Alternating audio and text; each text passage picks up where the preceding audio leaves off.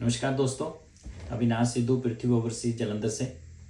दोस्तों, जैसे हम बात करते आ रहे हैं यूके स्टडी वीज़े के रिगार्डिंग, तो अभी भी काफ़ी सारे स्टूडेंट्स के फ़ोन आ रहे हैं, काफ़ी सारे लोगों के फ़ोन आ रहे हैं कि सर मेरा तो ऑस्ट्रेलिया रिफ्यूज़ हो गया या मेरा कनाडा रिफ्यूज़ हो गया, तो क्या मैं यूके जा कर के वहाँ से आगे कनाडा के लिए कैसे मूव कर सकता हूँ। देखो, आप एक चीज़ हमेशा याद रखिए कि आप जो भी कुछ कर रहे हैं, किसी भी कंट्री चले जाएं, आपको जहाँ से जा कर के किस भी कंट्री में जाना है, तो उसके अकॉर्डिंगली जो उसकी एलिजिबिलिटी है वो आपको पूरी करनी पड़ेगी। ऐसा नहीं है कि अगर मैं सपोज करो मैं यूके चला जाता हूँ और यूके जाने के बाद 2-3 महीने के बाद मेरे पास कुछ ऑप्शंस है कि मैं इमीडिएट जो वहाँ से कनाडा मूव कर जाऊँ, ऐसा नहीं है। हमें बात समझनी पड़ेगी। हाँ, अगर आप वाकई जाना चाह रहे हो, यूके स्टडी के लिए जा रहे हो और वहाँ से कनाडा मूव करना चाह रहे हो, तो अपने आप को 5-6 महीने वहाँ दीजिए, अपनी एक बैंक स्टेटमेंट रेडी कीजिए, ठीक है ना। बैंक स्टेटमेंट रेडी के वहाँ से विजिटर वीज़ा लीजिए और विजिटर वीज़ा लेने के बाद आप लोग ईजिली जो है वो यूके मूव कर सकते हैं। आपको पता है कि कनाडा एक ऐसी कंट्री है जहाँ पर आप जा करके विजिटर वीज़े को जो है उसको वर्क परमिट में कन्वर्ट कर सकते हैं। मतलब एक अच्छी ऑप्शन है आपके पास कि आप वहाँ से विजिटर वीज़े पे जाकर उसको कन्वर्ट कर लें।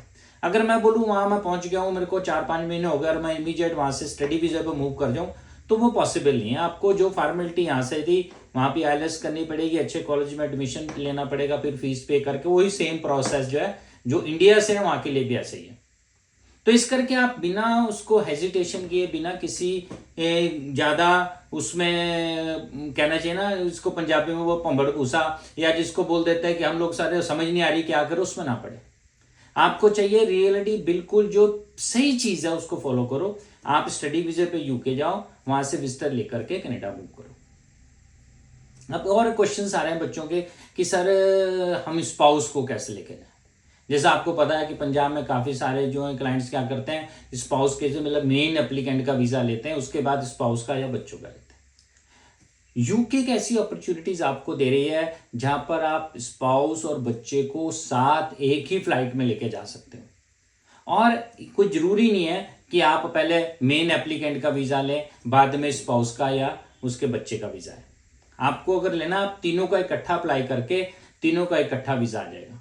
हाँ, एक चीज़ है कि जो मेन एप्लीकेंट है उसके प्रायोरिटी में लग जाता है, जो स्पाउस है उसका प्रायोरिटी उसके जनरल में लगता है, उसमें थोड़ा सा टाइम ज़्यादा लग जाता है। पर जो करंट सिनेरियो है, जो देखते हुए लग रहा है कि यूके ने बहुत अपनी जो पेंडेंसी थी उसको ख़त्म करके बहुत सारी चीज़ें अप टू डेट की हैं, इस करके वीज़े में इतना ज़्यादा टाइम लगने की अब लगता नहीं है, क्योंकि अभी रिसेंटली जो वीज़ाज आए हैं उसमें इतना टाइम लगा नहीं। स्पाउस को भी जो 20 दिन के अंदर अंदर वीज़ा आ गया। तो यही एक कंट्री ऐसी है जिसमें आप मास्टर में सिर्फ 1 साल का वीज़ा, 1 साल के वीज़े के ऊपर आप जाकर के आपको 2 साल का वर्क परमिट मिला। और अगर आपका स्पाउस जा रहा है तो स्पाउस को डिपेंडेंट वीज़ा यहां से मिलेगा, उसको फुल वर्किंग राइट्स हैं काम करने के। यानी बहुत अच्छी अपॉर्चुनिटीज है उन कपल्स के लिए जो इकट्ठे जाना चाह रहे हैं। दुनिया में आप कहीं भी किसी भी कंट्री की बात कर लो, वहां पर स्पाउस इकट्ठे जाना बहुत मुश्किल आज की डेट में, और वो भी सिर्फ 1 साल की स्टडी में। यानी मुझे सिर्फ 1 साल की फीस पे करनी है। अगर मैं 6 महीने की यहाँ से पे कर रहा हूँ, वहां से मैं इजीली दोनों, अगर मैं पार्ट टाइम काम कर रहा हूँ, मेन एप्लीकेंट पार्ट टाइम काम कर रहा है, उसके बाद क्या होगा, उसको वहां पर पार्ट टाइम करते करते वो जो अपना खर्चा निकाले जाएंगे, और जो मेन एप्लीकेंट काम उसका फीस 6 मंथ की फीस और निकाल के आप 1 साल का कोर्स कंप्लीट करने के बाद आपको 2 साल का वर्क परमिट मिलेगा। आपको भी मिलेगा और आपके स्पाउस को भी मिलेगा। यानी बहुत अच्छी अपॉर्चुनिटीज है जो जाकर के वहां पर आप इसको सेटल हो सकते हैं। अब एक और बात, अब ज्यादातर क्वेश्चंस आ रहे हैं कि सर हम लोग वहां से पीआर हो पाएंगे कि नहीं हो पाएंगे। ये बहुत ही अच्छा क्वेश्चन है और होना भी चाहिए, क्योंकि मैं जिस कंट्री में जा रहा हूँ मुझे पता होना चाहिए कि सर वहां पर मेरे लिए जो है पीआर की क्या अपॉर्चुनिटीज है, मैं कैसे अपना आपको वहां पर पक्का कर सकता हूँ।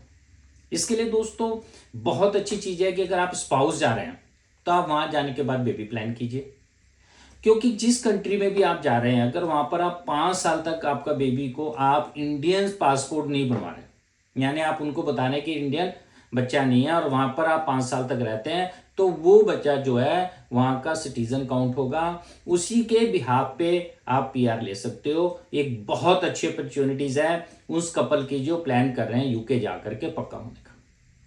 तो मैं तो यही चाहूंगा कि आप बिना, ये जो अपॉर्चुनिटीज मिली है, ये जो सितंबर इनटेक आ रहा है आप सब लोगों के लिए, एक ह्यूज अपॉर्चुनिटीज है, आप इसको जरूर कंसीडर कीजिए। बिना समय गवाए अपनी प्रोफाइल का डिस्कस कीजिए, जो नंबर डिस्प्ले हो रहे हैं इस पर कॉल कीजिए और हमारे जो एक्सपर्ट टीम है आप उससे डिस्कस कीजिए अपनी प्रोफाइल में।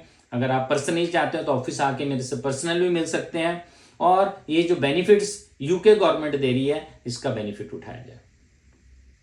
और अगर आप मेरे ऑफिस पे नए हैं, अगर आपने अभी तक मेरा चैनल सब्सक्राइब अप्लाई कहीं से भी कीजिए, अगर आपने मेरा चैनल सब्सक्राइब नहीं किया तो जरूर कीजिए ताकि रीसेंट अपडेट जो है वो आपको मिलती रहे।